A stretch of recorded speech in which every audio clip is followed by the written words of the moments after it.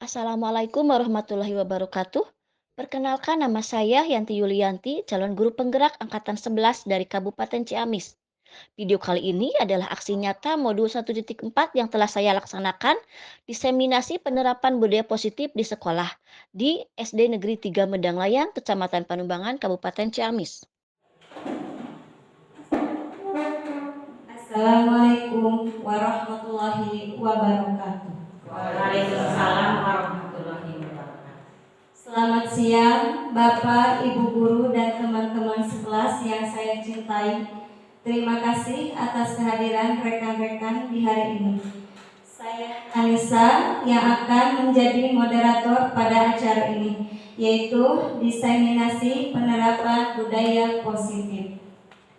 Rangkaian acara kita hari ini terdiri dari pembukaan, menyanyikan lagu Indonesia Raya, menyampaikan materi, sesi tanya jawab, dan penutup. Pertama-tama, marilah kita mulai dengan pembukaan dengan ucapan basmalah bersama-sama. Selanjutnya, mari kita nyanyikan lagu Indonesia Raya yang akan dipandu oleh Ibu Siska. Hadirin dimohon berdiri.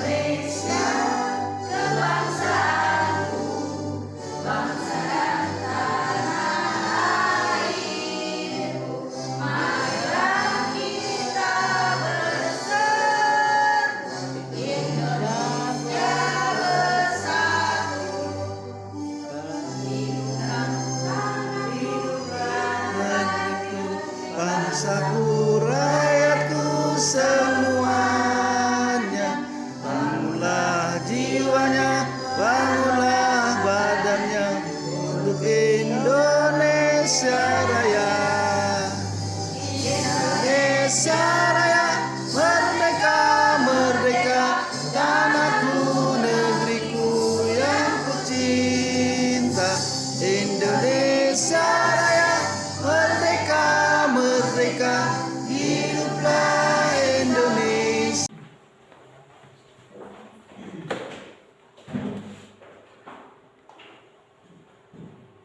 Selanjutnya, mari kita dengarkan pemaparan materi yang akan disampaikan oleh Ibu Yanti Yulianti. Waktu dan tempat kami sediakan.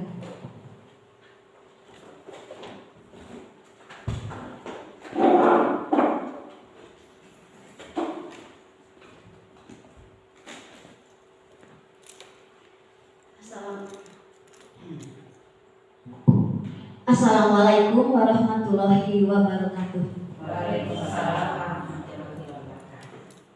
Ibu Kepala Sekolah yang saya hormati serta rekan-rekan semua yang saya hormati. Sebelumnya saya ucapkan terima kasih kepada semuanya yang telah meluangkan waktu untuk menghadiri acara ini.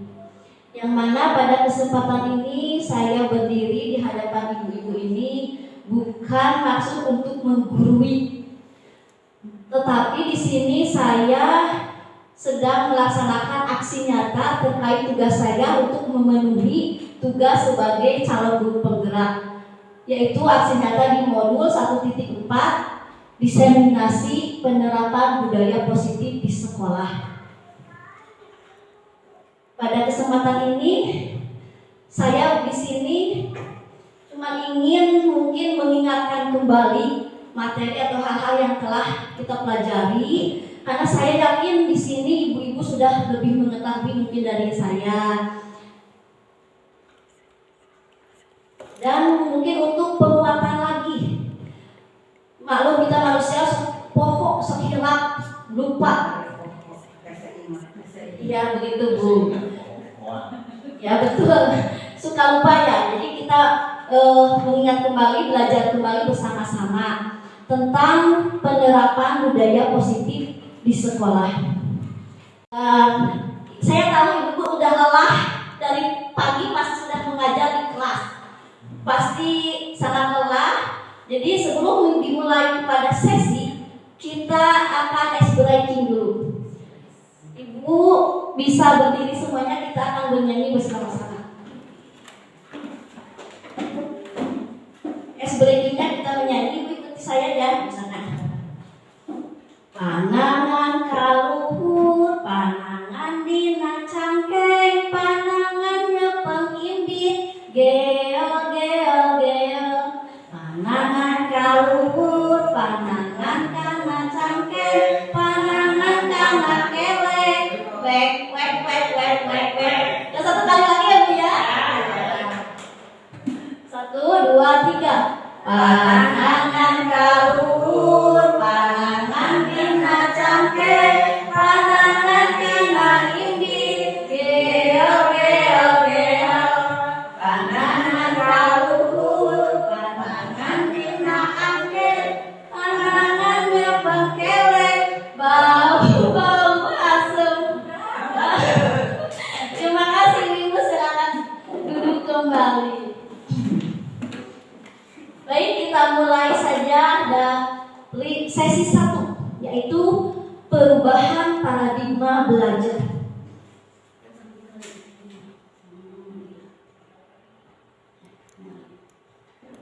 Perubahan paradigma belajar. Ada yang tahu itu paradigma itu? Seperti yang kita ketahui juga bahwa paradigma itu suatu keyakinan atau sesuatu yang bisa merubah kita, yang bisa merubah sikap dan perilaku kita, itu disebut paradigma. Sama dengan pembelajaran juga mengalami perubahan paradigma. Bagaimana perubahan paradigma itu kita lihat. Pembelajaran dengan paradigma baru. Pembelajaran dengan paradigma baru dirancang berdasarkan prinsip pembelajaran yang terdiferensiasi, sehingga setiap siswa belajar sesuai dengan kebutuhan dari tahap perkembangannya untuk mewujudkan profil pelajar Pancasila. Mari kita ingat kembali paradigma yang lama itu. Paradigma yang lama itu seperti apa? Kalau paradigma belajar yang lama itu masih berpusat pada teacher center, guru sebagai pusat. Nah, kalau untuk pembelajaran paradigma baru itu student center, jadi murid sebagai pusat. Ya, kemudian dirancang berdasarkan pembelajaran terdiferensiasi. Media belajar, metode pelajaran juga sudah terdiferensiasi sesuai dengan gaya belajar anak, minat dan kebutuhan anak. Jadi semua terlibat. Kalau paradigma yang lama itu siswa itu hanya diatur oleh guru.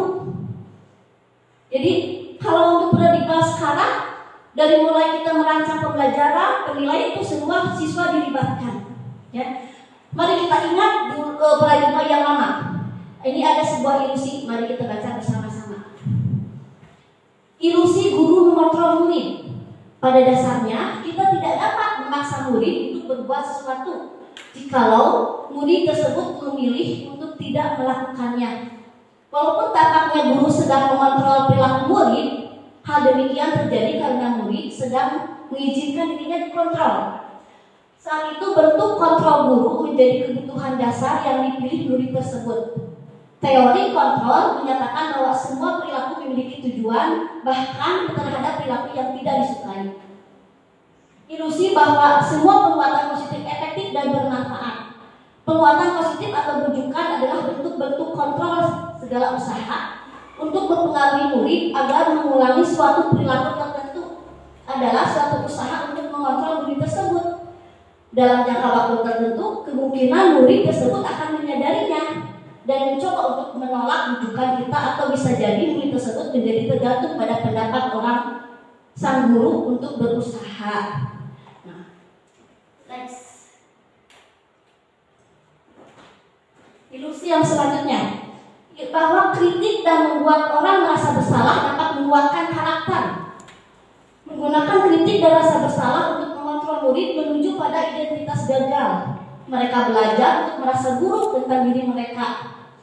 Mereka mengembangkan dialog diri yang negatif. Kadangkala sulit bagi guru untuk mengidentifikasi bahwa mereka sedang melakukan perilaku ini. Karena seringkali guru cukup menggunakan suara halus untuk menyampaikan pesan negatif. Ilusi bahwa orang dewasa memiliki hak untuk memaksa. Banyak orang dewasa yang percaya bahwa mereka memiliki tanggung jawab untuk membuat murid-murid berbuat hal-hal tertentu. Apapun yang dilakukan dapat diterima selama ada sebuah kemajuan berdasarkan sebuah pengukuran kinerja. Pada saat itu pula orang dewasa akan menyadari bahwa perilaku memaksa tidak akan efektif untuk jangka waktu panjang dan sebuah hubungan permusuhan akan terbentuk. Dan itulah ilusi sebagai kita ingat. Dan ketika kita ingat memang kita mungkin pernah melakukan seperti itu di dalam diri sebagai guru, ya ilusi-ilusi seperti itu, paradigma yang lama itu seperti itu. Terus harusnya bagaimana kita di sini akan belajar tentang ini nih, disiplin positif dan nilai kebajikan universal yang ada di sesi 2. Menurut Ibu, apakah ada yang bisa menanggapi apakah disiplin positif sangat penting di sekolah?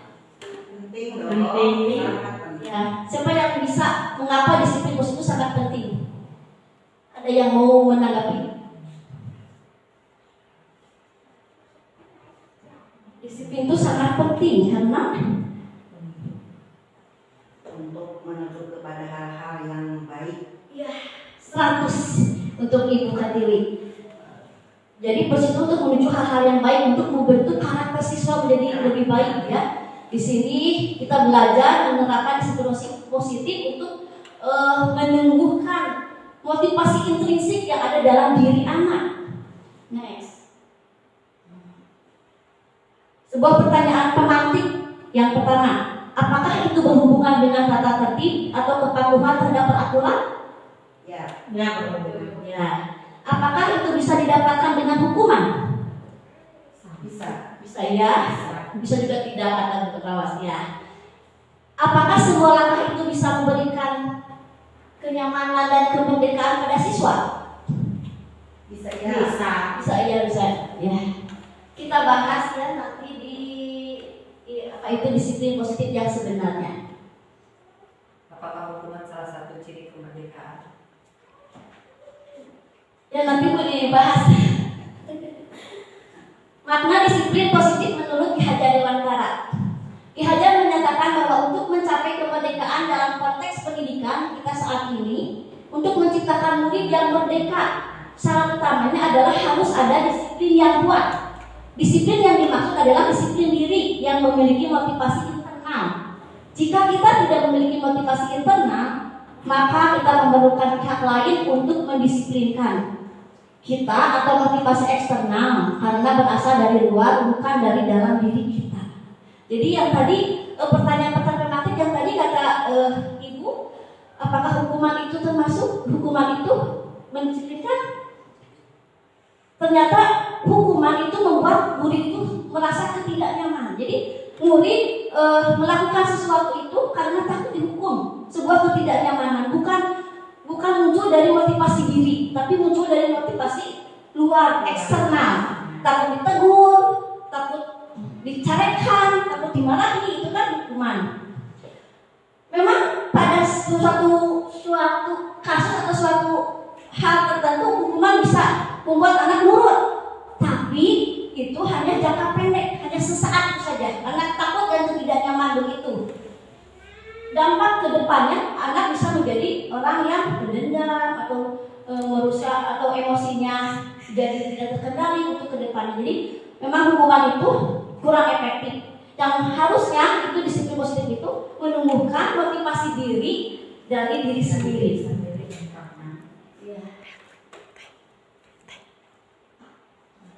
Makna disiplin positif menurut Dian Goshen.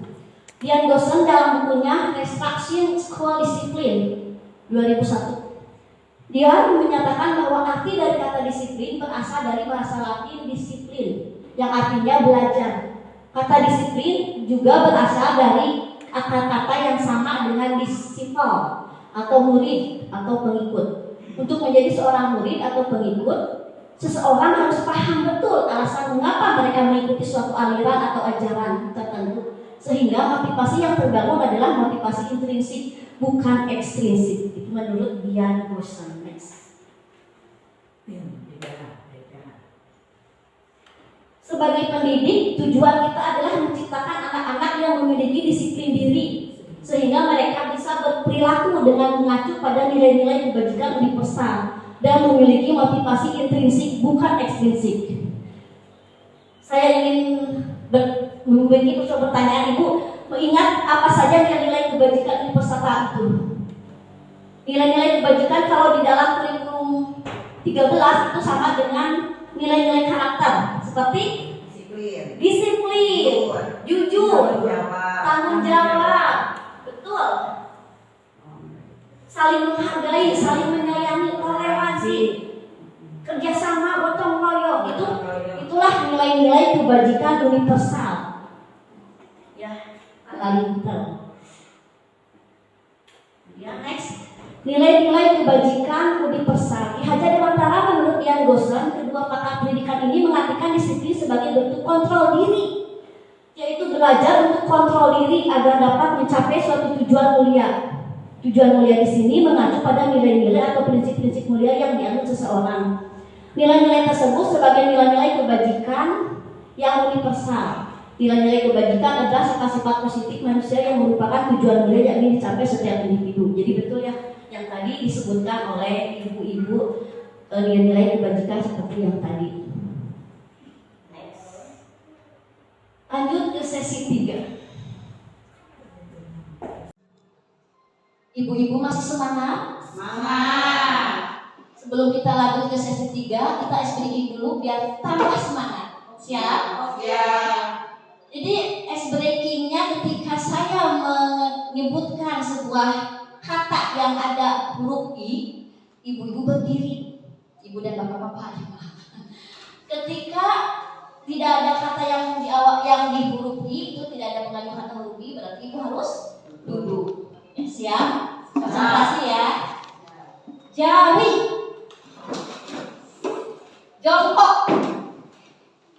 duduk, berdiri, pusing, kepala, hari, mati,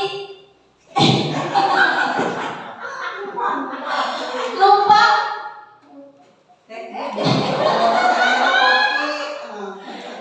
kursi, meja,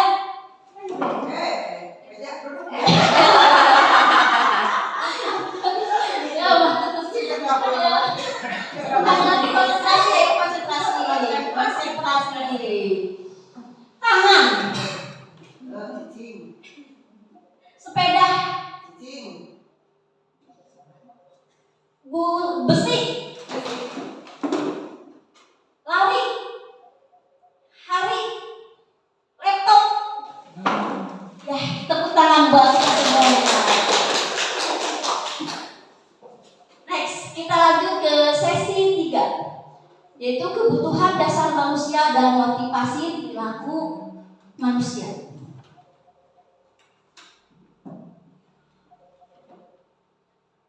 Kebutuhan dasar manusia itu ada 3. Yang pertama, kebutuhan bertahan hidup. Di sini kebutuhan bertahan hidup itu kebutuhan untuk hidup. Misalnya untuk makan. Manusia membutuhkan makan, tempat tinggal, pakaian. Kemudian kebutuhan yang lain lagi, kebutuhan biologis juga itu sama dengan kebutuhan bertahan hidup. Itu kebutuhan dasar manusia. Yang kedua, kasih sayang dan rasa diterima. Manusia itu memiliki kebutuhan untuk disayangi dan diterima oleh lingkungan masyarakat atau sekitar lingkungannya. Tidak ada orang yang tidak mau, tidak ada yang tidak mau disayang, itu kan pengen dibenci kan tidak ada. Pasti semuanya pengen diterima dan disayangi di lingkungan tempatnya. Kemudian kebutuhan penguasaan. Di sini berarti kebutuhan untuk dihargai atas suatu memiliki nilai yang lebih, memiliki keterampilan atau kompetensi, jadi dihargai. Yang keempat, kebutuhan kebebasan. Jadi manusia itu butuh untuk bebas, tidak mau ditekan, tidak mau diatur, sebagai kebutuhan dasar manusia itu. Yang kelima, kebutuhan kesenangan. Jadi tidak ada manusia yang ingin sedih. Pasti semua manusia ingin senang dan bahagia, ya. Kita ambil contoh sebuah kasus di sekolah anak-anak. Misalkan di kelas 6 SD itu ada seorang anak yang suka merebut bekal makanan, temannya gitu. Nah, ketika kita ditanya si anak itu, mungkin nanti punya alasan kenapa dia melakukan seperti itu. Ketika si anak bilang seperti ini, ya karena saya bu lapar, bekal saya tidak cukup, saya lapar. Berarti dia itu membutuhkan kebutuhan dasar bertahan hidup. Tapi ketika ditanya si anak itu apa alasannya, dia menjawab, da abi mah resep wae mah heuliananan maksudna teh. Resep mun abdi leuweut teh si eta teh sok ceurik resep abi mah tah begitu teh. Berarti dia membutuhkan kebutuhan dasar kesenangan, ya. Tapi ketika si anak itu ditanya kenapa? Karena saya bosan bu, sama orang tua dikasih bekal teh tadi itu saja bekal mana teh, pengen yang lain. Berarti dia membutuhkan kebutuhan dasar apa? Kebebasan. Ya, kebebasan, pengen gak mau itu saja, misalnya bakal teh jeung deui budak teh beunang hayang jeung nugget, mungkin mah beunang hayang jeung chicken pada teh gitunya. Atau ketika ditanya anak itu, kenapa kamu merebut makanan si A? Ya, karena saya gak ada teman. Saya sendirian, jadi saya gak ada teman, jadi saya merebut. Semua kan memperhatikan dia, berarti dia itu kasih sayang, ya. Jadi dia pengen diterima oleh lingkungannya. Nah, itu salah satu contoh ketika kita menghadapi seorang anak yang seperti itu dikaitkan dengan kebutuhan dasar manusia. Lanjut. Motivasi perilaku manusia. Motivasi merupakan dorongan yang timbul dalam diri seseorang secara sadar atau tidak sadar untuk melakukan suatu tindakan dengan tujuan tertentu. Nah, itu pengertian dari motivasi.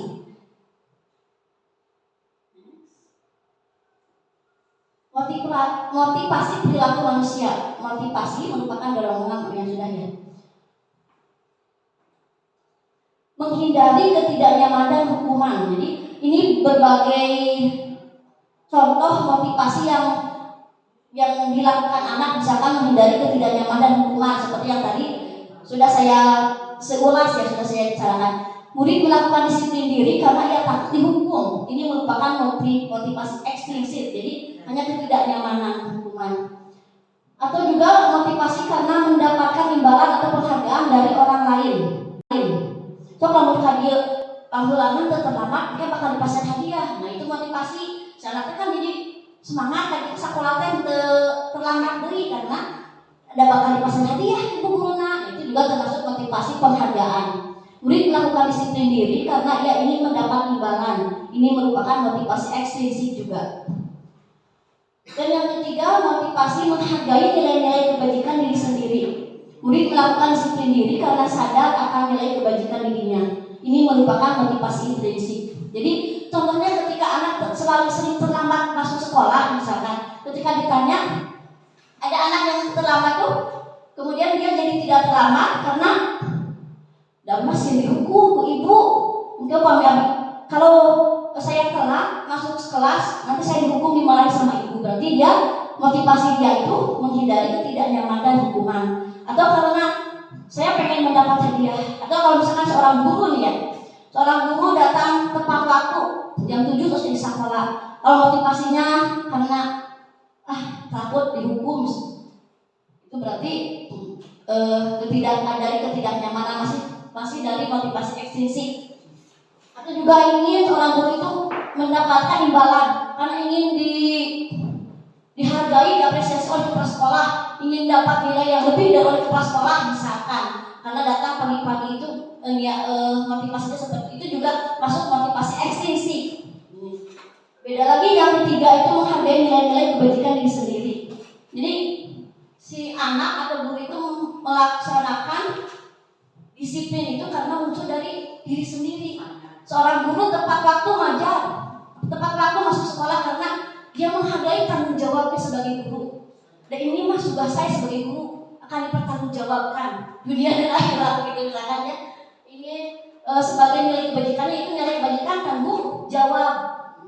Sama murid juga, saya harus tidak boleh terlambat masuk sekolah karena sebagai murid saya harus bertanggung jawab terhadap diri sendiri. Jadi motivasi untuk karena saya ingin menjadi teladan bagi murid-murid yang lain. Sama guru juga ingin menjadi contoh atau teladan dari murid-murid yang guru-guru yang lain.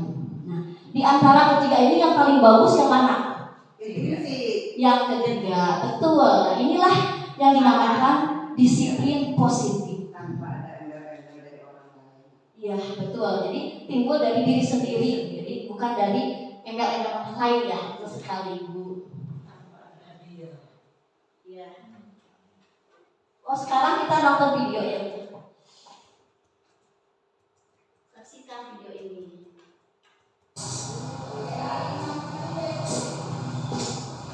Kenapa kan? Iya bang, ini aku mau putus. Terus kenapa? Kita beda keyakinan. Akhirnya gimana? Jadi aku yakin ke dia, terus tapi dia yakinnya ke orang lain. Dia yakinnya ke orang lain.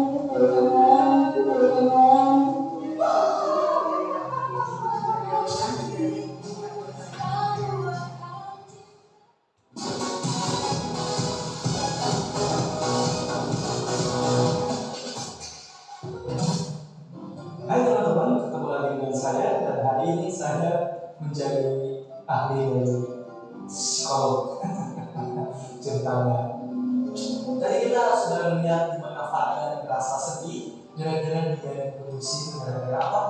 Beda keyakinan. Bentuk sih, bukan putus karena beda jenis kelamin.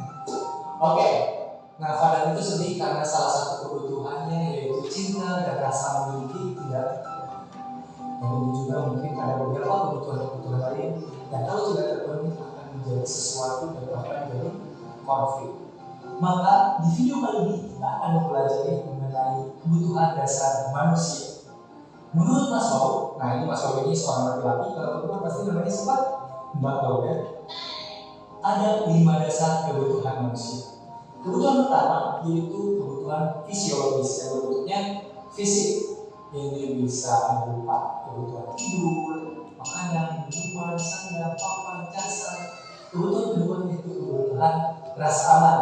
Nah ini kayak Wikipedia ya, berada di dekatnya mengajarkan apa artinya keamanan, kesehatan, kesejahteraan, cinta.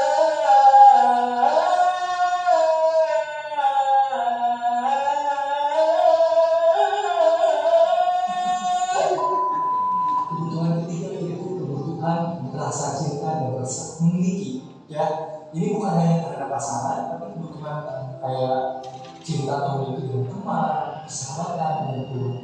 Ya, itu kebutuhan dasar juga. Kebutuhan keempat yaitu kebutuhan berupa penghargaan, seperti diakui, dihargai, dihormati, punya kebebasan, gitu ya, didengarkan. Nah, itu kebutuhan berupa penghargaan.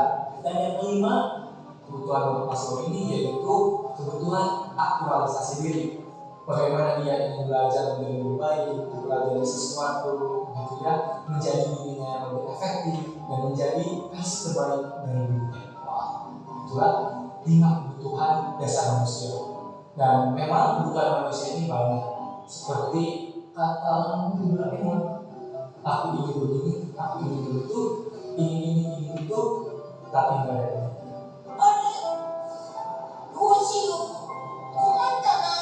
Sehingga bisa jadi konflik. Oleh karena itu teman-teman semua, kita harus bisa mengenali dan menyadari apa kebutuhan kita dan juga punya kemampuan apa? kemampuan empati dan mengenali kebutuhan orang lain. Karena dari kebutuhan ini bisa menghasilkan konflik perselisihan karena mungkin kebutuhannya tidak terpenuhi. Dengan kita mengenali kebutuhan orang lain, sehingga ketika berkonflik kita bisa menggali dari akarnya, dari melihat bagaimana kebutuhan orang yang berkonflik itu. Nah, jadi misalnya nih, teman saya nih sepadan, kenapa ya kok jadi uring-uringan gitu tuh, kok jadi sering ngegas, ternyata paling lagi naik motor, biasanya nggak apa gitu, sehingga tahu nih, pada ngegas itu dia lagi sedih, nggak punya duit, sehingga kita tahu akar masalahnya, sehingga tahu bagaimana menyelesaikan dari akarnya. Nah, tidak jarang orang melakukan kekerasan dan menghasilkan konflik karena ingin mencapai atau terpenuhi kebutuhan. Nah, itulah tadi kebutuhan dasar manusia yang teman-teman silakan memahami apa kebutuhannya, kebutuhan diri sendiri, bagaimana kebutuhan orang lain, dan bagaimana ketika ada konflik menyelesaikan dari akarnya. Nah, teman-teman punya nggak konflik yang berdasarkan tadi kebutuhan tadi yang tidak terpenuhi? Kalau ada, coba tulis di kolom komentar. Nah, untuk teman-teman yang ingin menganalisa posisi dan juga kebutuhan konflik ini, teman-teman bisa dengerin podcast, linknya ada di bawah, ya, di deskripsi. Silakan didengarkan untuk memahami video ini lebih dalam. Oke, sekian video dari saya. Sampai jumpa.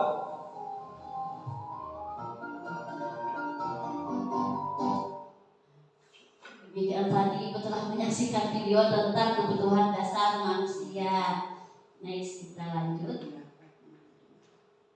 Kita menginjak kepada sesi 4, yaitu keyakinan kelas. Apa itu keyakinan kelas? Kita bahas. Keyakinan kelas. Kenapa bukan peraturan kelas? Menekankan pada keyakinan seseorang akan lebih memotivasi seseorang dari dalam diri seseorang, akan lebih tergerak dan bersemangat untuk menjalankan keyakinannya daripada hanya sekedar mengikuti serangkaian peraturan tertulis tanpa makna. Kenapa bukan peraturan kelas? Jadi kalau misalkan dari keyakinan motivasi seseorang dalam itu akan semakin tergerak dan semangat. Beda dengan melaksanakan karena hanya mengikuti aturan saja.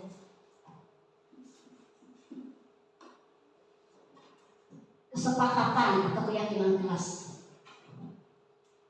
Ini ada pertanyaan pemantik. Mengapa kita memiliki peraturan tentang menggunakan helm saat mengendarai roda 2 atau motor? Mengapa?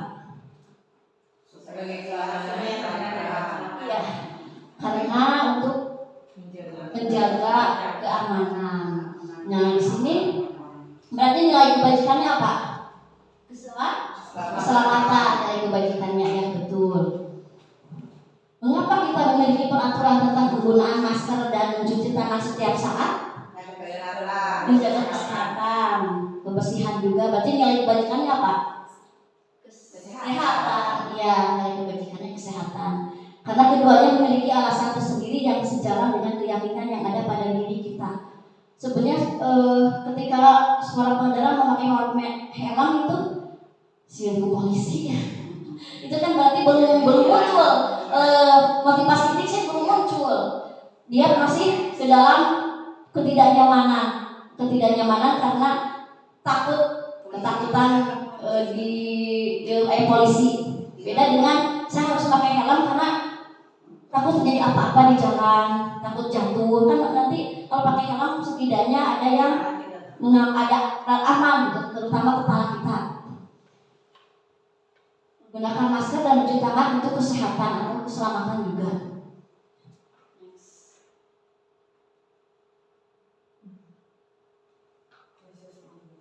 Proses pembuatan keyakinan kelas. Sebelumnya saya akan jelaskan dulu, ada kesepakatan kelas, ada keyakinan kelas, dan juga ada peraturan kelas. Itu berbeda. Peraturan kelas itu hampir sama dengan kesepakatan kelas, jadi dibuat oleh guru. Peraturan dibuat oleh guru. Aturan kelas di kelas ya itu tata tertib itu dibuat oleh guru tanpa melibatkan murid. kalau kesepakatan atau keyakinan kelas itu dibuat ya bersama murid. Jadi murid terlibat kartu murid yang membuatnya itu murid. Jadi seperti tahapan seperti yang pertama ini yang sudah saya lakukan di kelas misalkan. Yang pertama tahapan meminta siswa untuk menuliskan keyakinannya. Jadi di kelas ini pengen seperti apa anak-anak? Ya, anak-anak menuliskan. Di sekolah harus bersih, harus tidak berisik. Misalkan terus tidak boleh berantem, ditulis sama anak-anak teh, ditempel misalkan pakai stick note.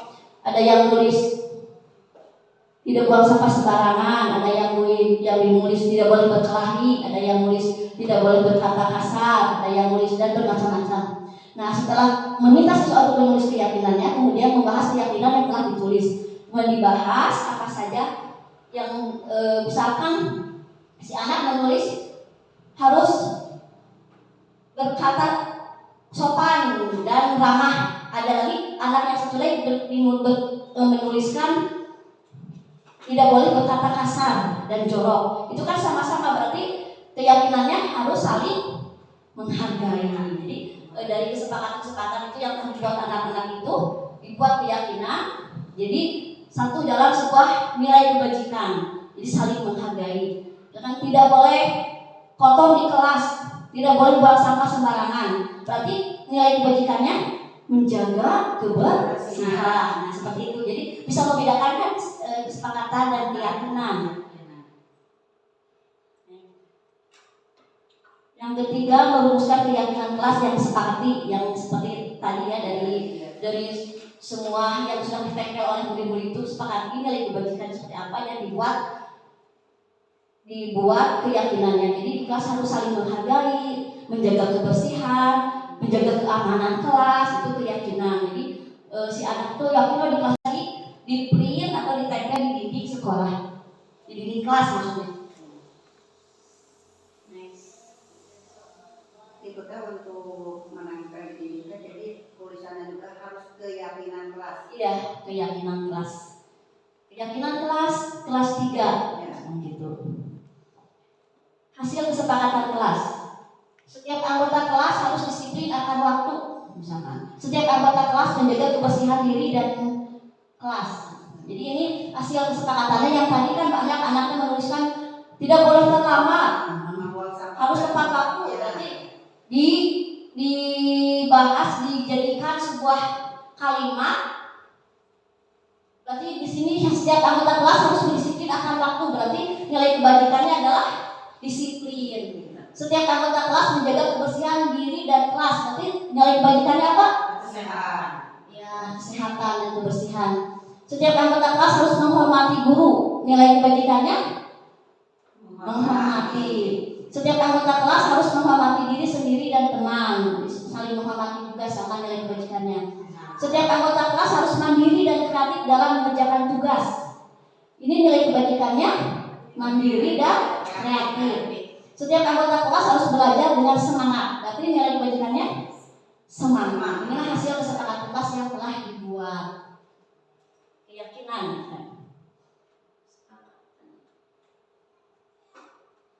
Menginjak ke sesi 5. 5 posisi kontrol. Apa itu 5 posisi kontrol? Nah, di sini konsep disiplin dengan identitas gagal. Yaitu pemberian hukuman dan pemberian penghargaan itu sebenarnya sebuah cara mendisiplinkan tapi dengan identitas gagal. Kenapa? Ini alasannya. Menggunakan hukuman itu akan menyakitkan siswa. Tidak nyaman, murid merasa takut, murid seolah-olah memaksa, kemudian murid menyembunyikan kesalahan, dan murid menjadi rendah diri. Itu akibat dari pemberian hukuman. Kalau pemberian penghargaan tidak efektif, merusak hubungan atau sifat diri, mematikan kreativitas, menghukum dengan sistem ranking, merampas hak menghargai dirinya. Ya. Sebenarnya ranking itu memang ya soalnya setiap anak itu memiliki potensi dan bakat yang berbeda-beda. Jadi sistem ranking itu memang tidak efektif untuk mendisiplinkan.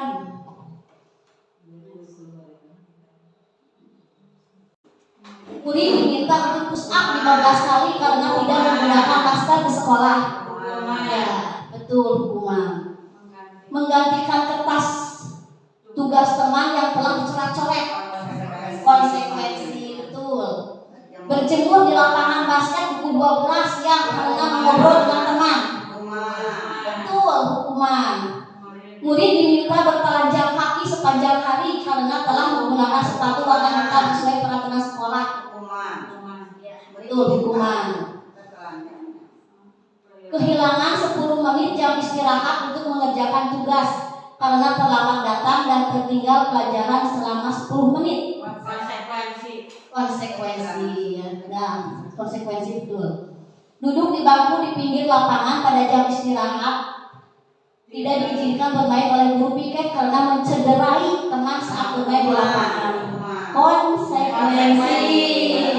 Karena kan si anak itu mencederai saat bermain, itu mencederai sampai ada temannya yang celaka. Jadi disuruh duduk di bangku. Ya. Jadi di sini hukuman dan konsekuensinya sudah bisa dibedakan. Jadi kalau hukuman itu pemberian hukuman itu tidak ada korelasi yang logis antara masalah dengan solusi. Masalah naon, solusi naon. Tapi di sana tidak diizinkan bermain oleh guru piket. Apakah itu sebuah hukuman atau konsekuensi? Tidak diizinkan bermain oleh guru piket. Ini konsekuensi karena si anak itu telah mencederai, Bu. Jadi kota kuncinya telah mencederai saat itu saat bermain mencederai, jadi diam sajalah itu ini mah karena di jam istirahat dia sudah mencederai gitu. Kalau konsekuensi itu setidaknya ada korelasi antara masalah dan solusi. Ya, masalahnya anak terlambat 10 menit jam istirahat. Ya, misalkan anak yang mana ya? Membersihkan coretan yang dibuatnya di meja tulis. Itu kan berhubungan, dia udah mencoret-coret, maka konsekuensinya dibersihkan. Jadi ada masalah dan solusi itu berhubungan, ada korelasi. Sementara kalau hukuman itu tidak ada korelasi masalah dengan solusi. Murid jualan push up 15 kali karena tidak menggunakan masker, kan ternyambung. Masker karena naon, karena push up kan berarti itu hukuman, tidak ada korelasi antara masalah dan solusi.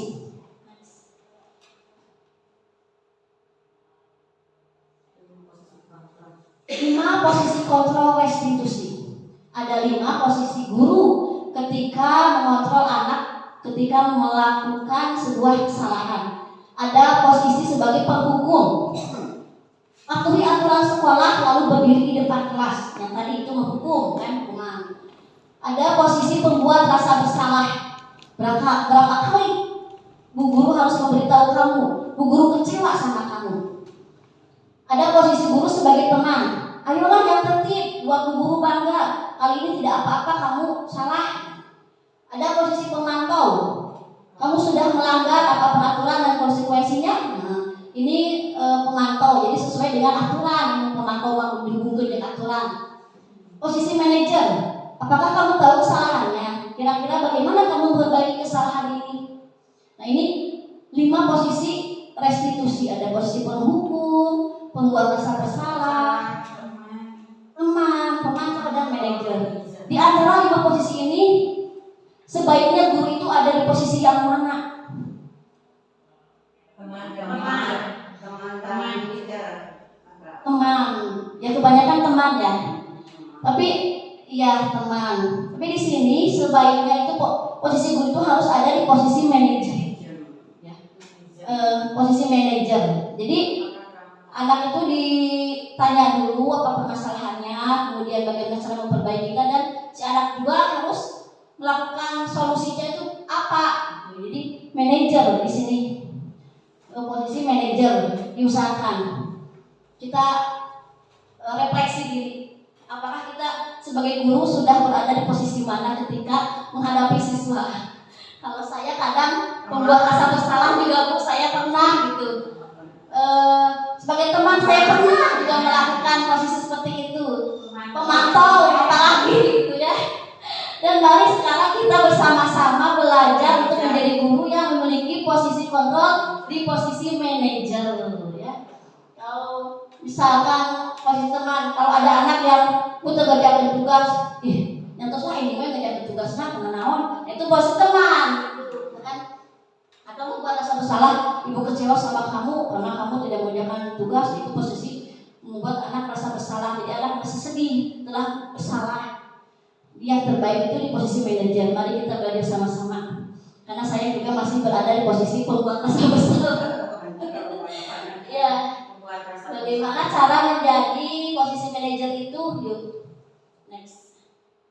Nah, di sini sesi ke 5, segitiga 6, 5 ya, segitiga restitusi. Nah, untuk menjadi seorang guru yang memiliki posisi kontrol sebagai manajer itu ada segitiga restitusi namanya. Restitusi adalah proses menciptakan kondisi bagi murid untuk memperbaiki kesalahan mereka sehingga mereka bisa kembali pada kelompok dengan karakter lebih kuat.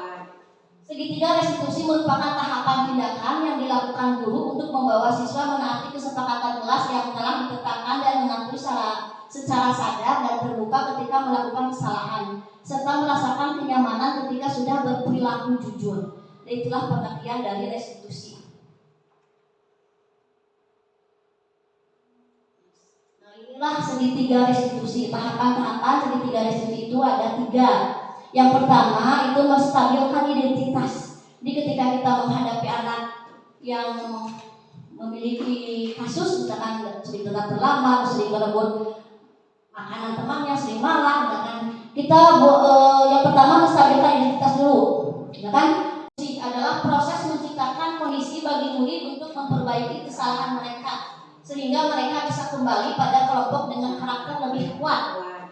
Segitiga restitusi merupakan tahapan tindakan yang dilakukan guru untuk membawa siswa menaati kesepakatan kelas yang telah ditetapkan dan mengakui secara sadar dan terbuka ketika melakukan kesalahan, serta merasakan kenyamanan ketika sudah berperilaku jujur. Itulah pengertian dari restitusi. Nah, inilah segitiga restitusi. Tahapan-tahapan segitiga restitusi itu ada 3. Yang pertama itu menstabilkan identitas. Jadi ketika kita menghadapi anak yang memiliki kasus misalkan sering datang terlambat, sering berebut makanan temannya, sering malah, misalkan kita yang pertama menstabilkan identitas dulu, misalkan. Jadi pas anak itu dipanggil misalkan ke secara personal, bicara diskusi berdua bersama anak, kita bisa menanyakan pertanyaan-pertanyaan misalkan menstabilkan identitas dulu. Jadi si anak itu jangan dibuat bersalah dulu, misalkan ya enggak, setiap orang itu pasti pernah melakukan kesalahan. Semua manusia tidak ada yang sempurna. Misalkan ibu juga pernah berbuat salah, teman-teman yang lain juga pernah berbuat salah. Tapi katanya setiap kesalahan itu harus ada solusinya. Itu misalnya jadi si anak itu ketika jadi langsung sih ada, pokoknya setiap orang itu punya kesalahan. Kemudian setelah menstabilkan identitas, validasi kebutuhan. Misalkan kamu tentu punya alasan kan mengapa melakukan itu. Adakah cara yang lebih efektif untuk mendapatkan apa yang kamu butuhkan? Itu validasi kebutuhan. Jadi di sini memberikan pertanyaan-pertanyaan kepada siswa tersebut. Mungkin siswa itu pertanyaannya dengan seperti, kamu punya alasan tertentu kenapa kamu melakukan ini? Ya bu, karena saya begitu. Apakah ada cara lain selain malah kepada teman? Apakah ada cara lain selain kamu merebut teman? Ya ada bu, bagaimana? Jadi biar anak yang menjawabnya seperti itu. Yang ketiga, menanyakan keyakinan. Nilai-nilai apa yang telah kita sepakati. Nah, baru di sini ke keyakinan. Setelah anak menyampaikan dengan terbuka alasannya, baru kamu ingatkan keyakinan kelas yang telah ibu buat di sana apa? Ibu harus saling menghargai sama teman. Ya bu, jangan bawa sampah sembarangan. Misalkan harus menjaga rasa aman dan nyaman di kelas. Nah, itu kan kamu tahu. Apakah dengan kamu melakukan itu sudah sesuai dengan keyakinan kamu? Tidak bu, gitu ya. Jadi anak itu timbul keyakinannya. Misalkan kamu ingin menjadi orang seperti apa?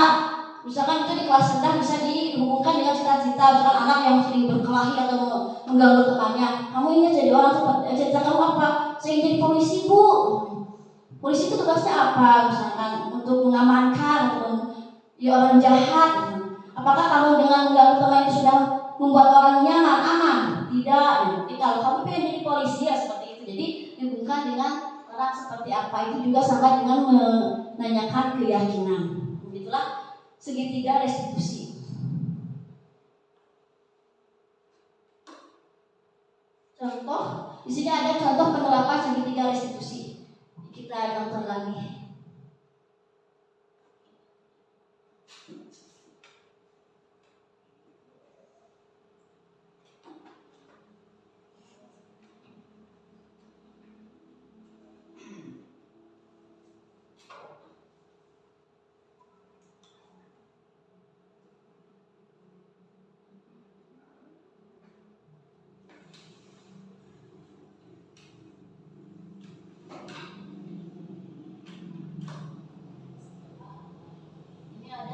Di sini ada contoh penerapan segitiga restitusi.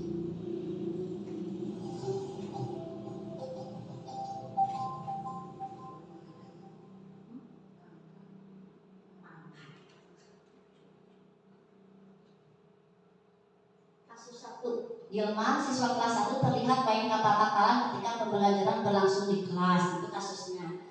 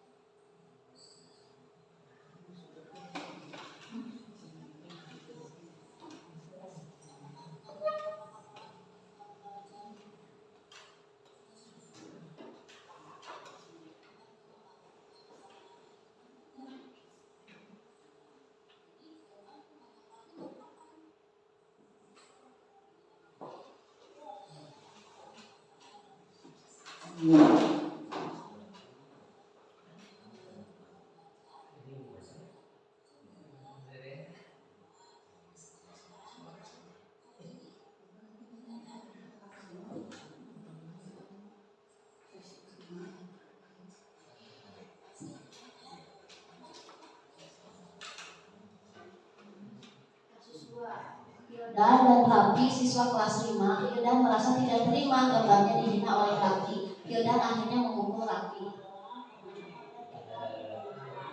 Ini kasus kan?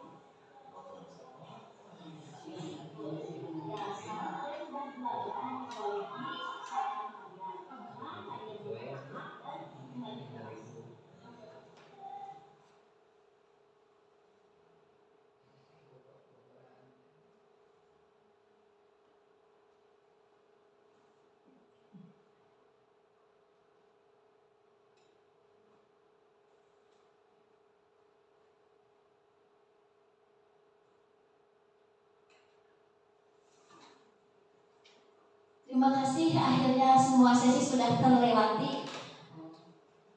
Saya mohon maaf apabila penyampaiannya banyak kesalahan, dan karena memang seperti itu persiapannya Ibu.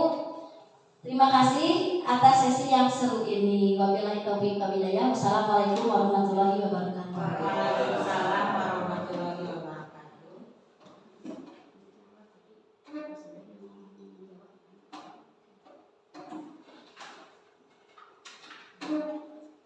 Terima kasih atas penjelasan yang sangat informatif. Sekarang kita akan lanjut ke sesi tanya jawab. Siapa yang ingin bertanya atau memberikan komentar terkait materi yang telah disampaikan?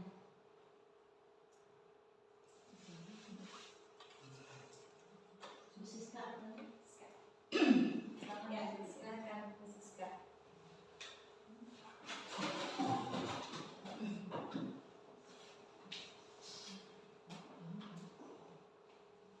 Bismillahirrahmanirrahim.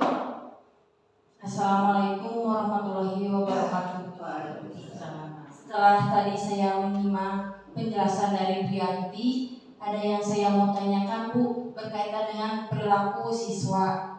Jika ada siswa yang menyimpang perilaku, apa posisi kontrol yang tepat untuk kita sebagai guru untuk menangani siswa yang berperilaku menyimpang itu? Mungkin itu saja Bu yang saya ingin tanyakan. Terima kasih. Wassalamualaikum warahmatullahi wabarakatuh.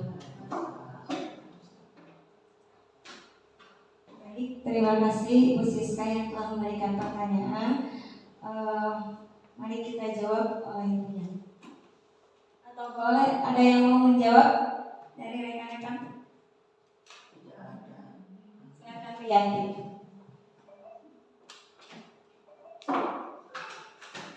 Terima kasih atas pertanyaannya, sangat bagus sekali Bu Siska. Pertanyaannya bagaimana cara posisi guru itu ketika ada anak yang menyimpang.